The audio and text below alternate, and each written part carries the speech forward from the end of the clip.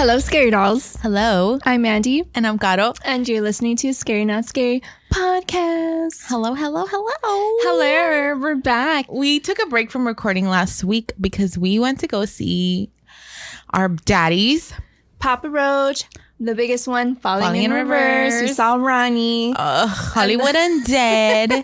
Escape the Fate. It was so fun, you guys. It was, yeah. Amazing. We had a blast. It was amazing. Shout out to Liz. We went with our friend Liz. Yeah, she drove there and back. Yeah. I literally only drove for like 20 minutes. Because she couldn't get out the parking spot. Oh, that was fun. You drove us into the garage and out of the garage. And to breakfast. Oh, but yeah, anyway, we had so much fun, you guys. But we're back in the studio. It was fun. And then Gato was getting boob bumped. Oh, yeah. This girl kept trying to come up to me and show me her boobs and be like, boobie bump. So we would bump boobies. It was amazing. Yeah, it was fun. It was fun watching. She was wearing a crop top and her boobs were as big as mine. And she wasn't wearing a bra. So good for her. They were just there. They were just there. Girl, like, wherever nice you are, perky. If you're listening, I miss you. Baby, come back.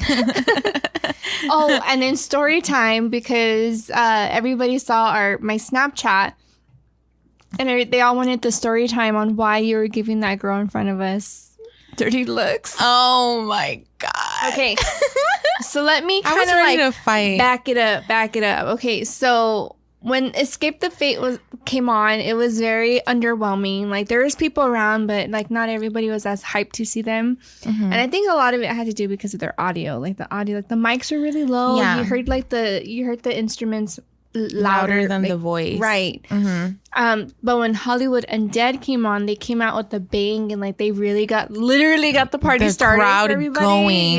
Yeah. So then at that point, like where we were standing, we were at the edge by like some stairs and just, enjoying the music. And this girl was like, oh, excuse me. And like, I thought she was going to pass through. So I let her through because she was being very adamant.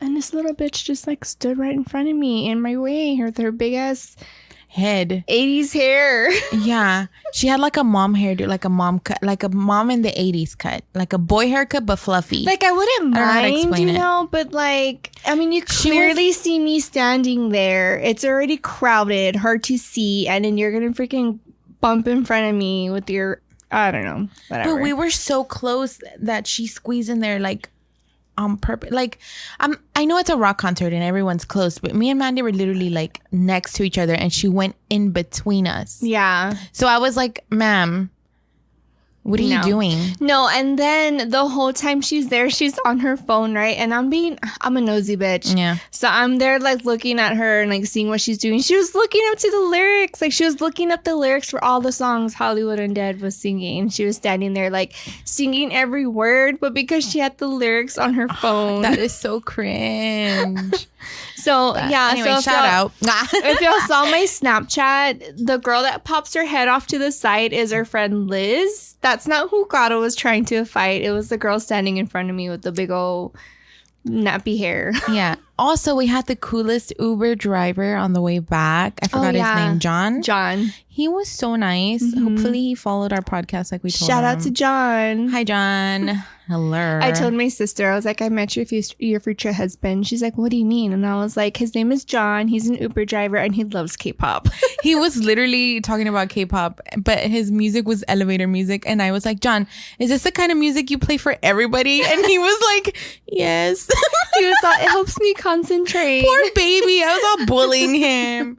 Anyway, shout out to that little baby. And we were like, and we didn't even drink when we were at the concert. This is us on a regular basis. Just bullying kids. Just bullying people. God. It was so much fun. So much fun. Great time. But now we're back and happy to be recording. Yes. And be back with a bang with one of my favorites. Yeah, you better. So fun. Anyways, guys, what's up? Oh, we got to give a shout out to Leno. Oh, yes. Leno. So actually, he's pretty cool, but something creepy happened to him. So I was like, I'm going to talk about it on the podcast. So what happened was, I guess we met through like a mutual friend or like this friend that we have, that mutual friend on on the social medias.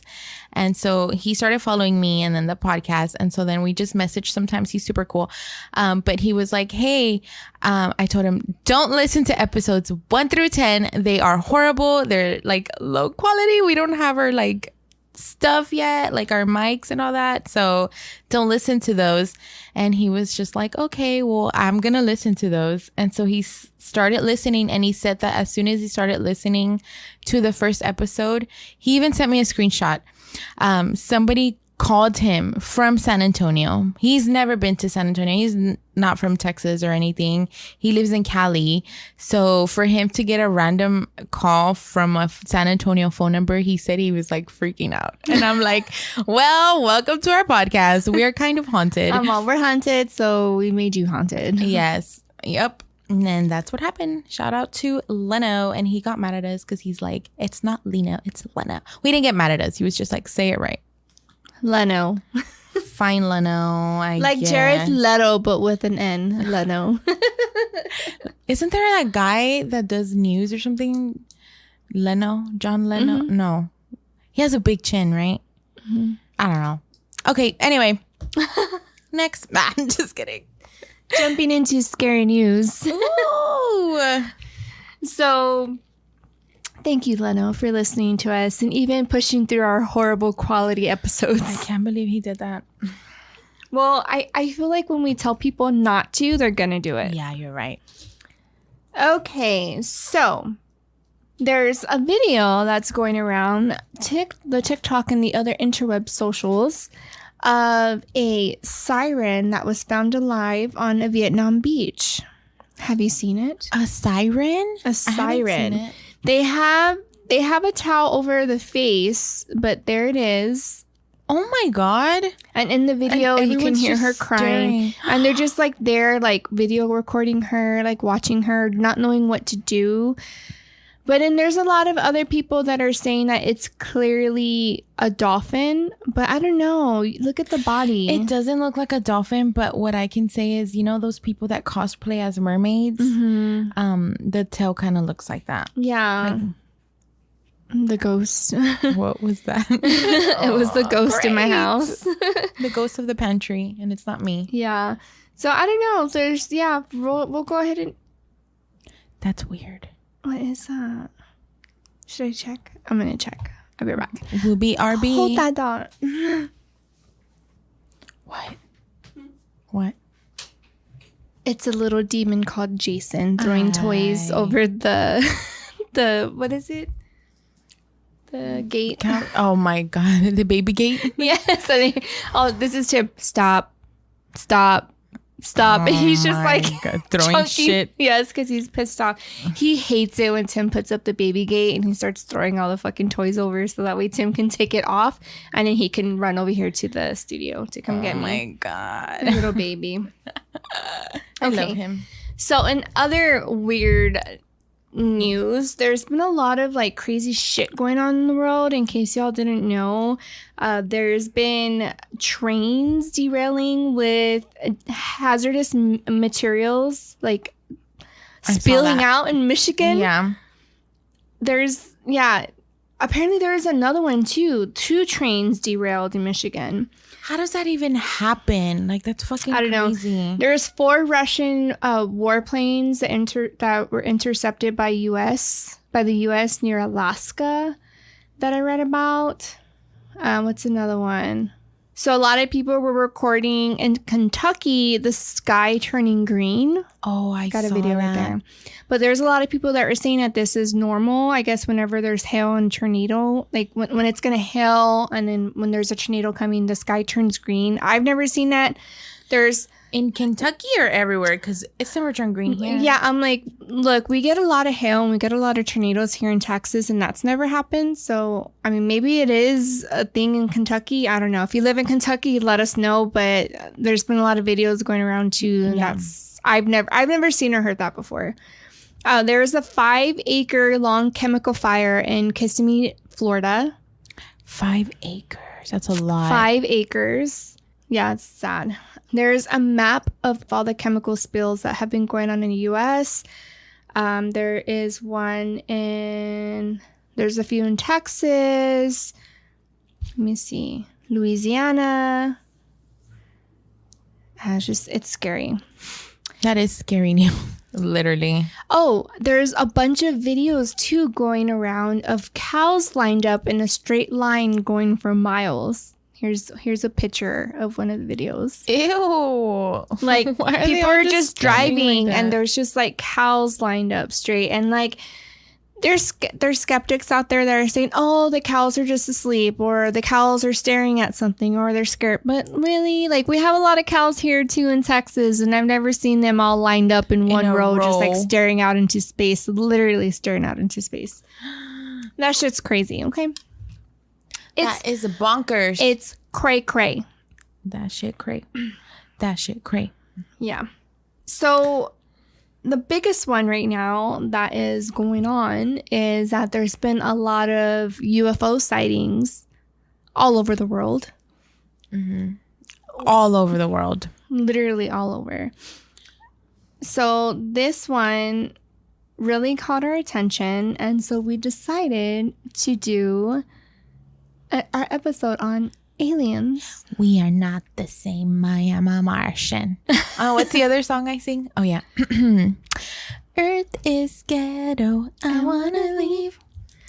Yeah, and then so speaking of aliens, there was also a UFO sighting in Douglas, Wyoming recently. Somebody caught the mothership of all the small UFOs that I guess were being caught all over the world. Mothership.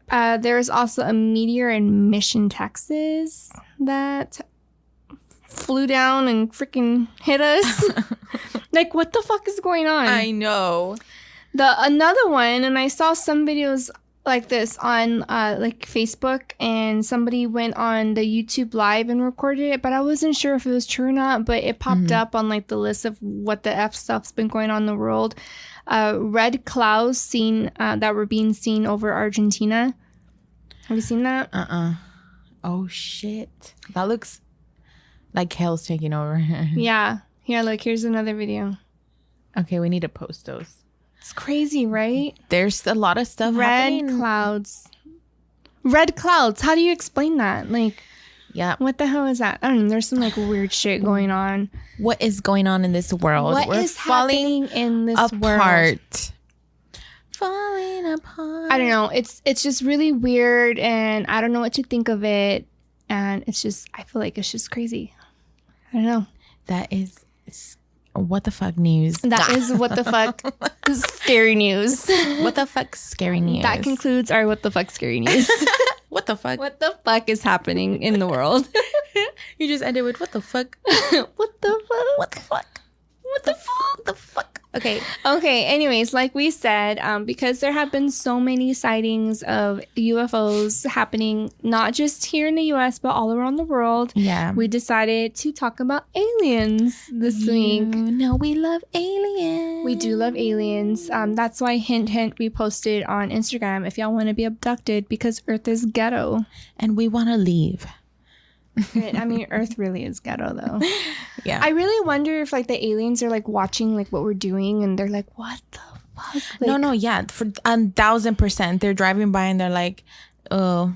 Like, you know how when you drive by, like, the ghetto side of town? That's aliens with us. Like, yeah. They're like, lock your doors. They're like, oh, let me get off and check to see what these dumbasses are doing. Yeah. Like, so that's why they're like, you know, because there's been a lot of footages, too, of people, like, physically seeing them. Yes. Like, the Greys. There's another one that was, like, crawling on the floor, like, a different species of an alien that they caught in camera. And, you know, we know that there's, like, a lot of CGI and shit that goes out. So you can't always believe what you see. But when these videos hit like the TVs where like people do like the analysis to run your video through those programs to see if there's any CGI that's detected, and they can't find anything, like, how do you explain that? You know what I mean? Exactly.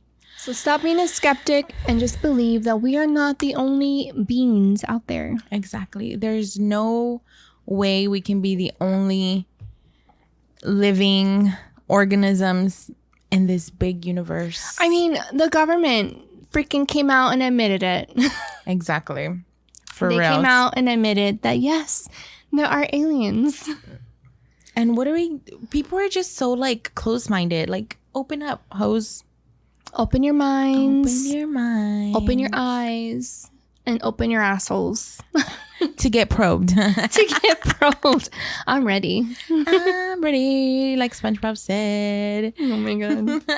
Okay, so since Mandy mentioned the government, so I am going to talk about what is it called? The Pentagon office. So they have to run a report.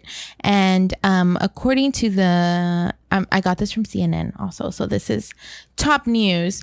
So it says the U.S. government has received over 350 new reports of what is the U.S. government terms. So it's called UAP.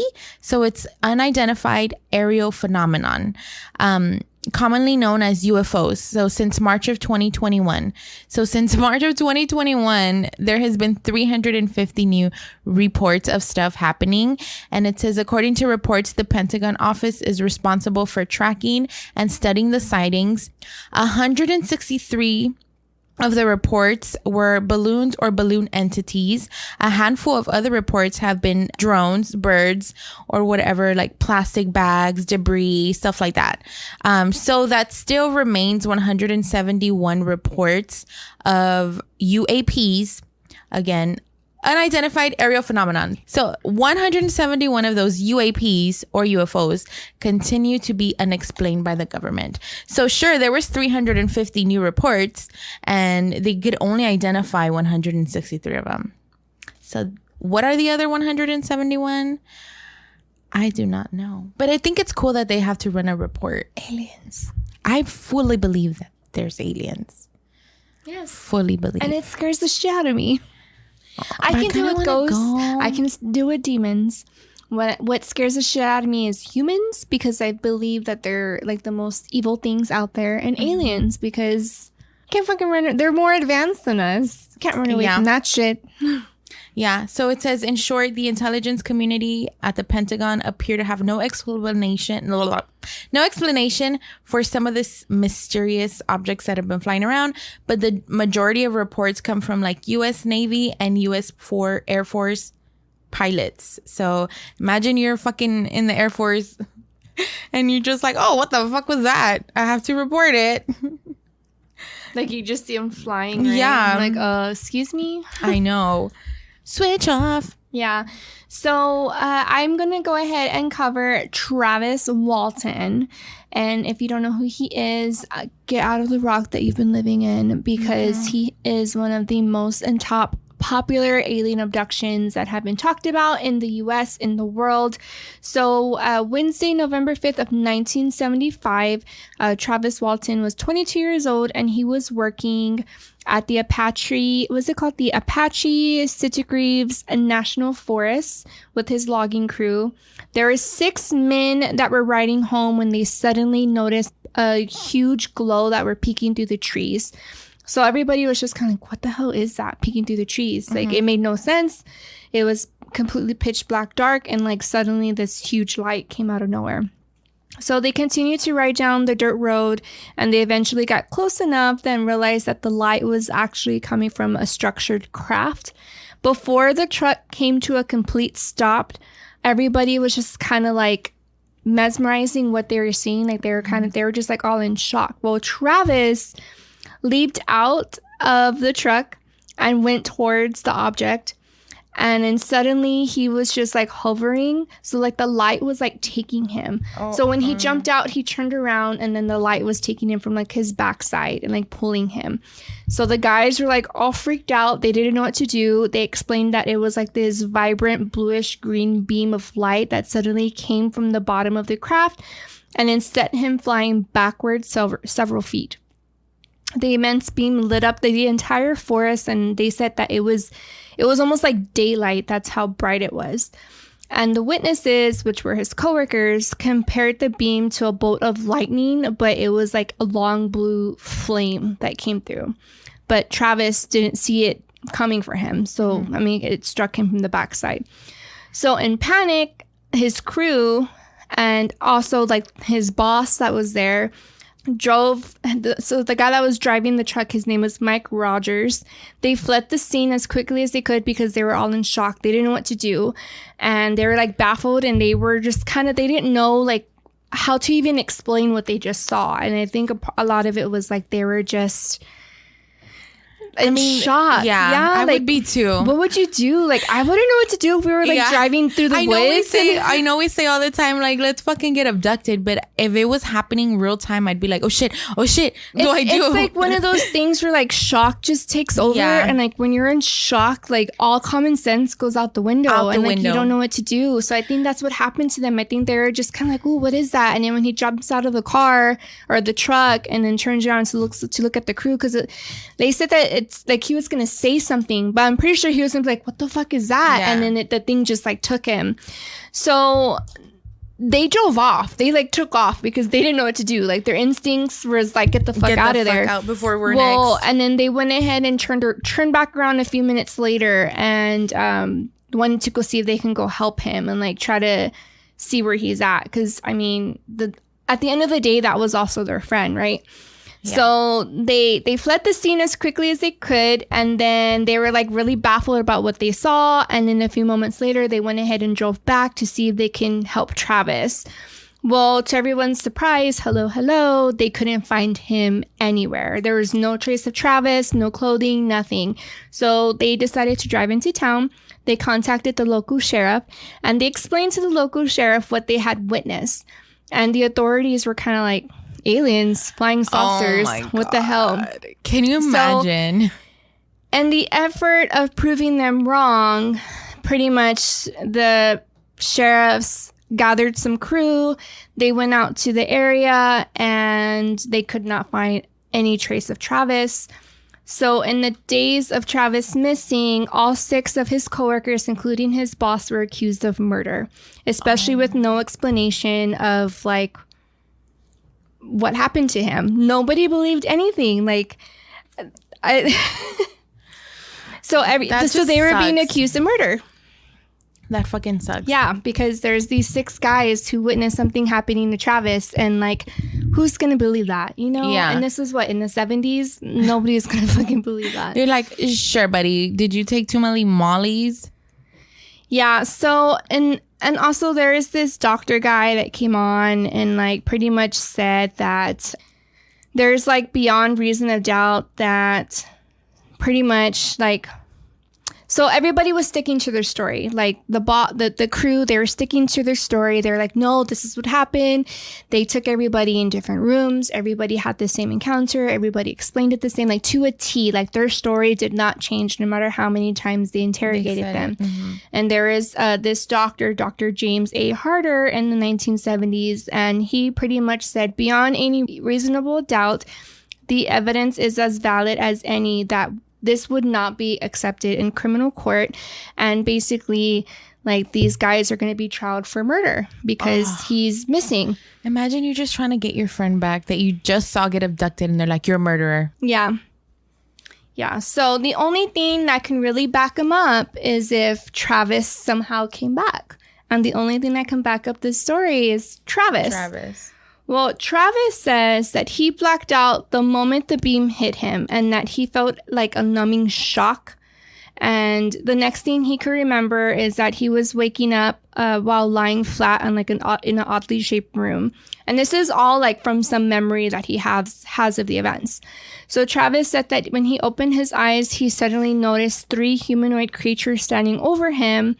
And he recalled a strange device being placed over his chest, holding him down on a table.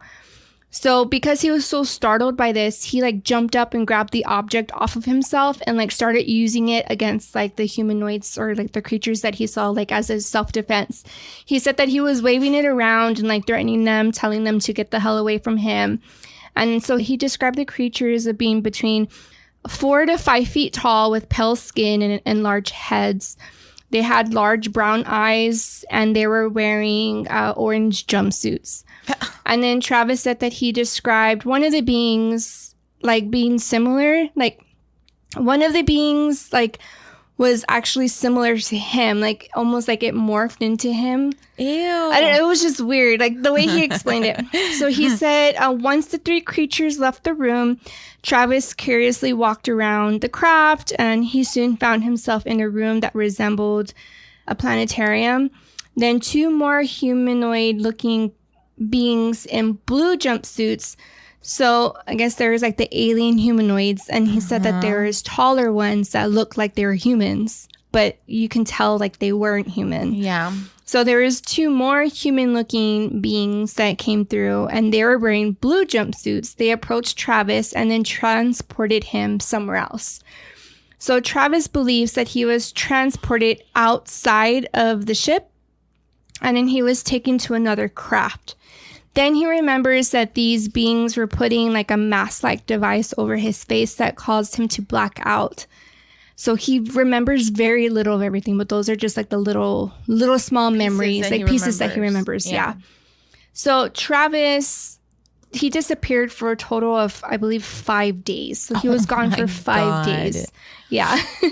So the Arizona sheriffs even like sent the hounds like to look for Travis.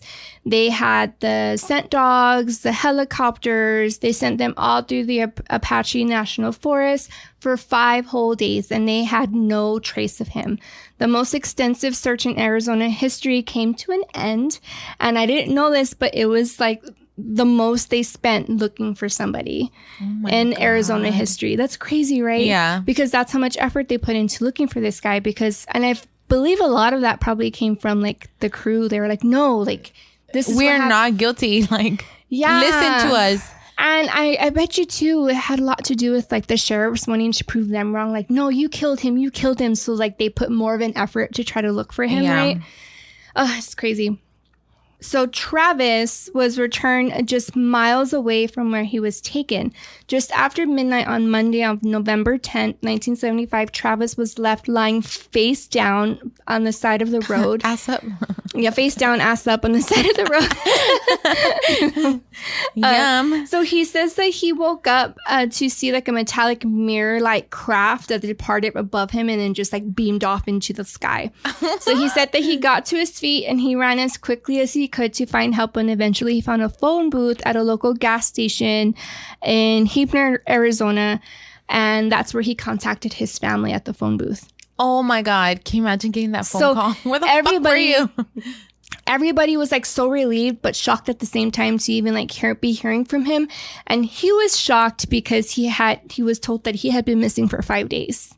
So to him it was like 10 minutes. I'm pretty sure. Yeah. Like I've heard a lot about that though. Like to you getting abducted, it's fast. Mm-hmm. But to people that like the other time's people, different, like time's right? different. Yeah. So Travis was immediately taken to the hospital that found him so he was dehydrated. They did notice like a puncture wound that was on his right arm. He also lost 12 pounds and had grown 5 days worth of facial hair on his face. So 5 of 6 of the witnesses passed the polygraph test in the days to come. So FBI and all them like made everybody take a polygraph test because this eventually hit the news, right? Yeah. Like this guy missing for 5 days, these 6 crew members being accused of murder, and then he just like magically appears up out of nowhere. So one of the witnesses, his name is Alan Dallas. He walked out of the room before his test was completed. So he was the one who failed because in the middle of them asking him questions, he was like, you know what, fuck this. And he just like walked out because he was tired of being asked the questions over and over again. And you know what, I don't blame him. If somebody was asking me the same questions over and over again and accusing me of being a liar, I'd be like, you know what, fuck you. Yeah, so he was just very aggravated, and like especially with the police trying to pin the crime on him. So the police at this time were still accusing them of doing something to him, like drugging him or whatever. Yeah. So Travis also passed the polygraph test, and medical records did state that there was no drugs in his system and no alcohol. So it ruled all that out because that's what the sheriffs were saying, that the crew members probably drugged him up or got him really drunk or put something in his alcohol or his drink, and that's why his mind was all like whatever. Yeah. So he, like I said before, he returned with very faint memories of like what happened to him with the aliens. And yeah, it's just crazy, right? You're being accused of murder for murdering your friend, and then he arrives. He just like, hey, bitch, I was just getting my booty touched by aliens. Yeah. So Travis says that he believes that the beam that struck him in the head and chest killed him upon impact.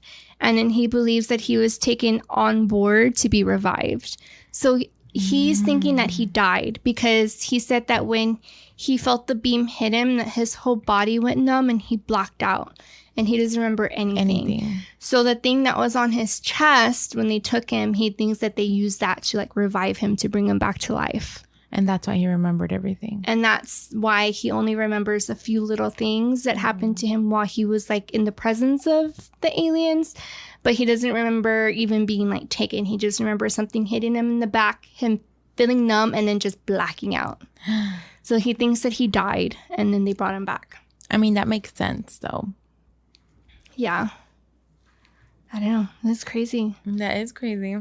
So researchers suggest that the sheriffs were investigating cattle mutilations in the area just before Travis's abduction. So there was a lot of cattle on farms that were being mutilated, like torn apart.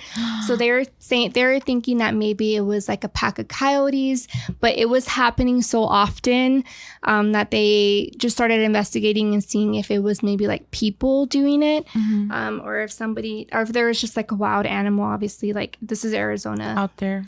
Yeah. So in the middle of that, Travis also goes missing. So anyways, there's an analysis of the trees directly surrounding the area that Travis was struck. And this has shown that there had been an accelerated growth due to the radiation exposure of potential. This is potentially from the radiation of the UFO aircraft. Oh. So like in the area that he was taken, so Travis took I guess these analysis people were and like showed where he was taken. So in that specific area, the trees like grew out of nowhere. Oh my God. So they're saying that this was more than likely due to like exposure of like harsh radiation. So they're thinking that this was from the aircraft, because aliens are more advanced than us. So this definitely makes sense. Definitely. And also in that area, there had been a lot of significant changes in the trees and in the ground, and there's like no explanation on like the rate of growth that those specific trees have compared to the other ones around them. Like, so just in that area, as noted, they're like, yeah, there's something weird going on here. Like, there's no explanation for it, and they couldn't find any explanation for it. So anyways, back to Travis. In November of 1975, several media outlets reported on Travis's encounter, and he hit local newspaper. He hit Arizona's, the state newspaper, News, World News. Oh my God! The paper covered, the paper covered Travis's case on November 14th, 1975, with the page headline that read "Kidnapped into Spacecraft." As a result, the story quickly gains local buzz, and soon it gained national buzz. And this encouraged like skeptics to come out and give their opinions. It encouraged people that were like UFO alien enthusiasts to come out and like give their take on it. People that were already studying like aliens and like UFO encounters came out and like gave their opinions on it. And there's a lot of things on Travis's claims, including his coworkers' claims, that really gave good evidence that this really did happen. Like, this was this crazy huge phenomenon that happened. Nobody has any explanation for it, but he was like the biggest thing that happened in the 70s. Like, he hit road news. What I want to know is how do aliens choose who they're going to abduct? Like, how? If there's an alien right now scrolling through their channels, listening, and they listen to this podcast, hello.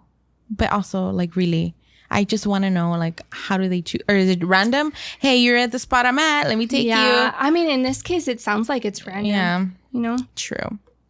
So his case was covered in the MUFON Now Skylook publication in April of 1976.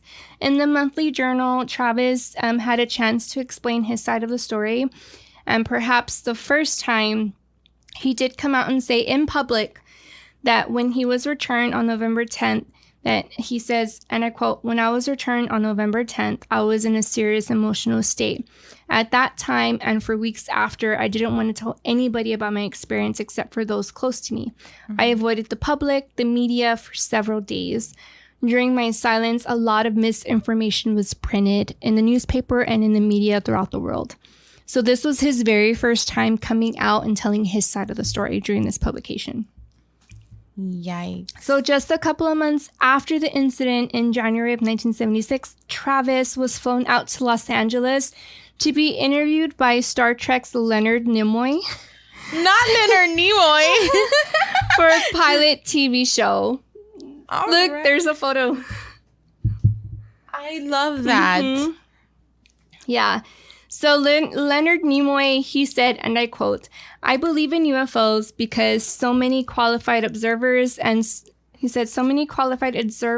solid people have reported sightings that just can't be dismissed. I've talked with Travis Walton, a young Arizona man who claimed that he was actually taken aboard a UFO. It was a very bizarre story, and I felt that in my heart that he was being truthful." End quote. Love Leonard Nimoy. Look at his little picture. I love him. That's crazy, right? Okay, so get this. So in 1976, Travis and his crew were awarded $5,000 by the National Inquiry, despite the skeptics claiming that the whole case was a hoax as a money scheme. There was no clear evidence to suggest that it was a hoax.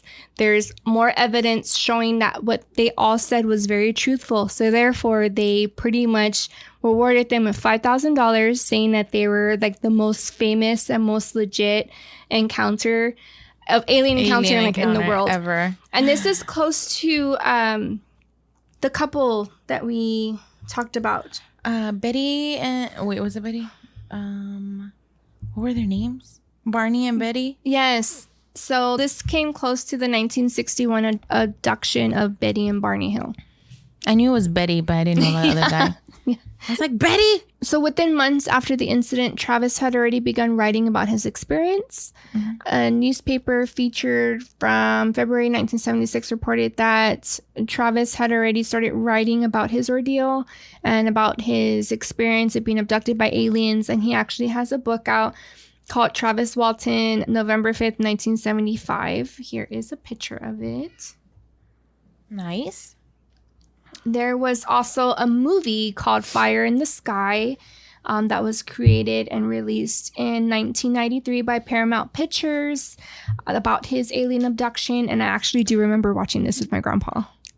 You're so cool. My mom made me watch soap operas. So Travis actually has his own website where he does talk to people who are victims of alien abductions. Oh my God. He goes around and he does tours over there in the Apache woods, on the Apache forest where he was abducted, and pretty much talks about his story. And everybody who comes to him and tells him that they were abducted, he will sit there and talk to you and walk you through it. And how to get through it emotionally. That's nice of him. Super sweet. I just want to know what it's like. While you abduct me, can you do a lipo? Liposuction. Yeah, so it just says here, over the years, Travis has found comfort in talking to other UFO abductees, in addition to Calvin Parker. We talked about him too, and then of course Betty Hill and her husband. Guys, we do have a part 1 of aliens. If you want to listen to that. This is our part 2 because we love aliens. Yeah, that was our episode 17, Unknown Encounters. So Unknown Encounters. I want to go in there. We do talk about Parker. We do talk about Betty and her husband being abducted. And now we're talking about Travis.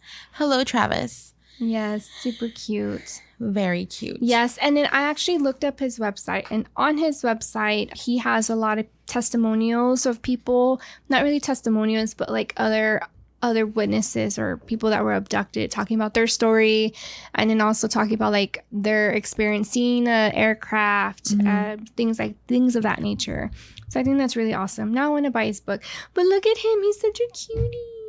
I love mustaches. So I'm going to marry him. I'm just kidding. If you know me, you know I have a thing for mustaches. Yes. So that's the abduction of Travis Walton.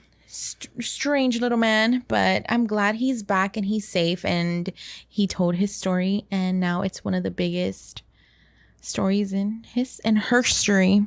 Yep. And in case you wanted to know, he is 70 years old. Cutie!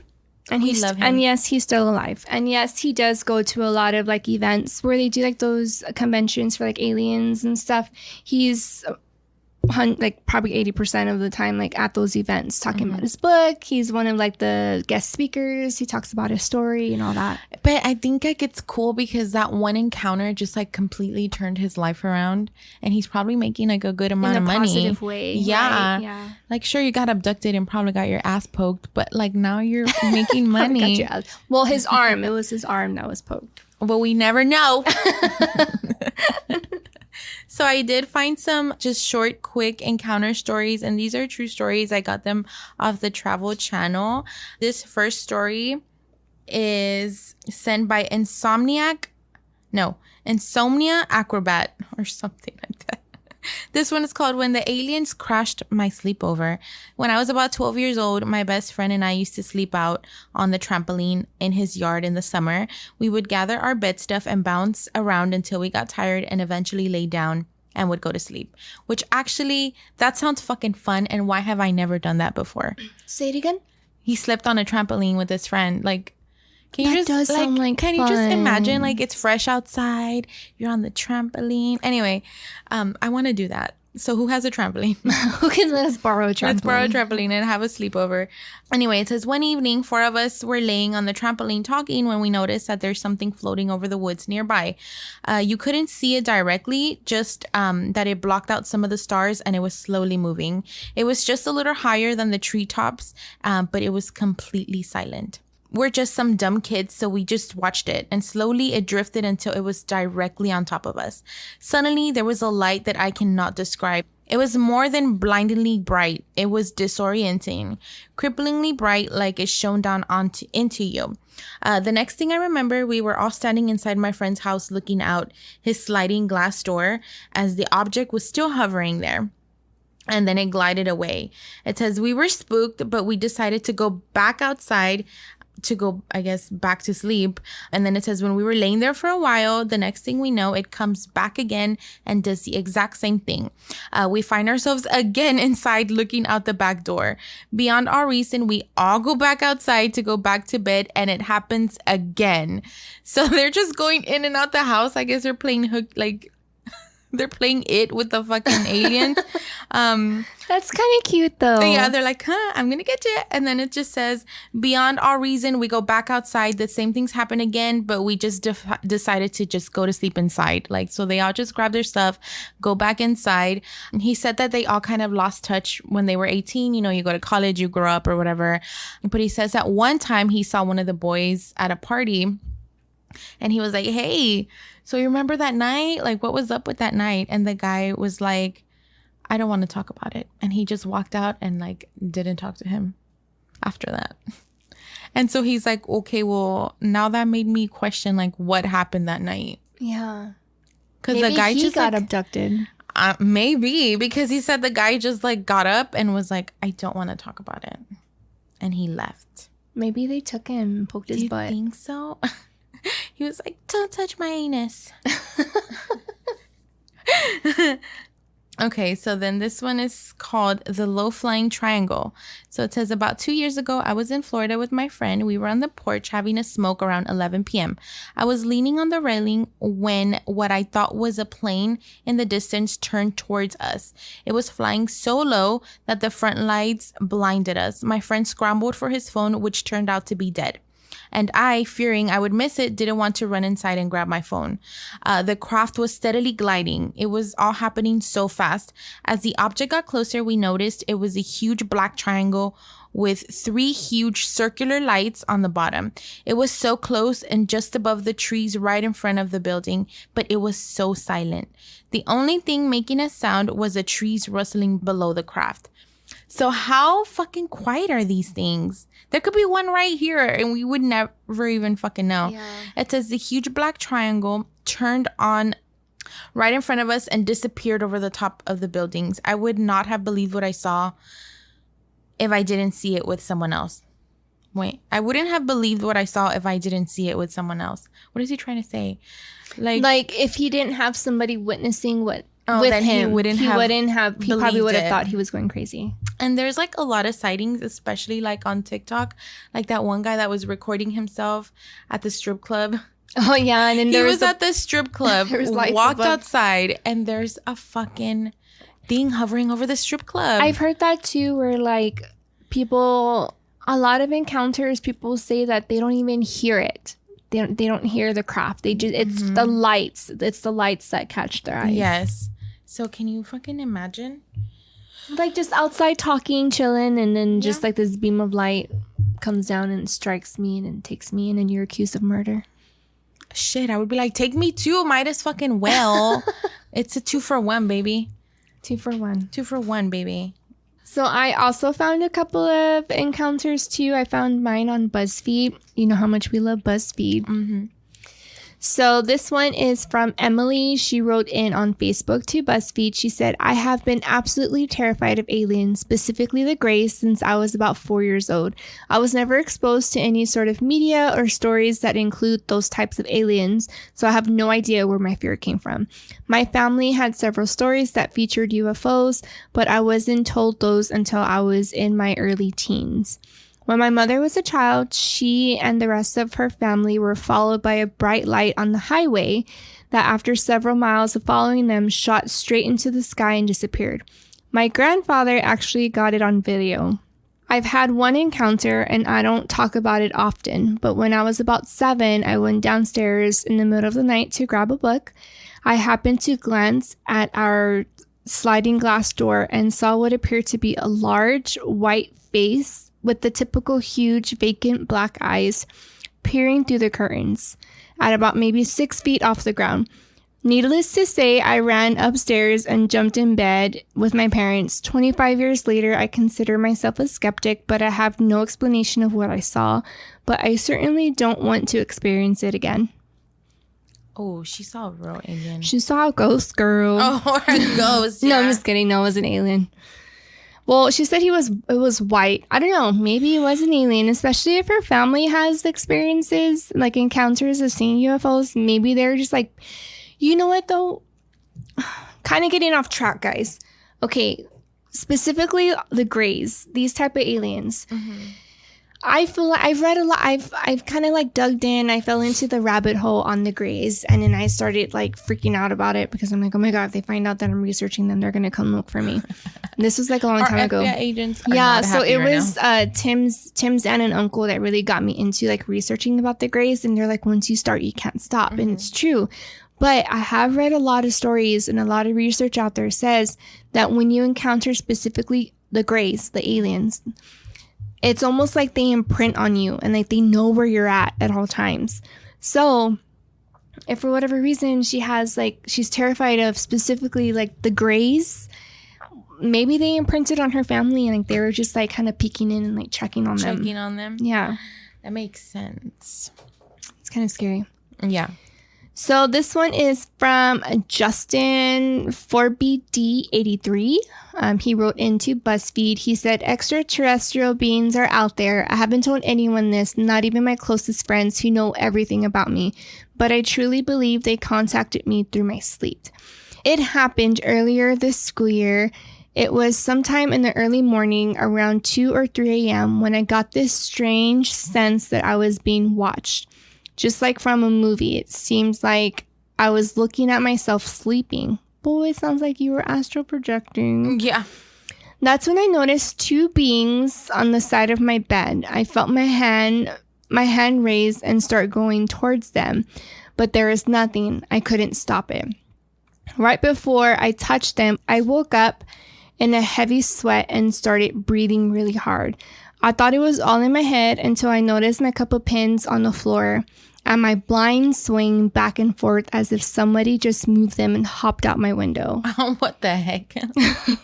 Bye. It's all bye. This next one is from Susie. She wrote into BuzzFeed on Facebook. She said, there's this couple who lives in Reno. They're like my grandparents. The lady is very eccentric, she says. I love that word, eccentric. So one time we were in their house and I was bored, so I decided to explore the house because to me at the time, their house was so big. I found one room filled with drawings of weird owl people, similar to those Close Encounters of the Third Kind type of drawings. Oh, then the lady found me in the room and told me about how she spoke to aliens in the woods near her house. I can honestly say I couldn't sleep the entire time I was there. I wanted to go home right away. I would have been like, tell me more. Tell me more.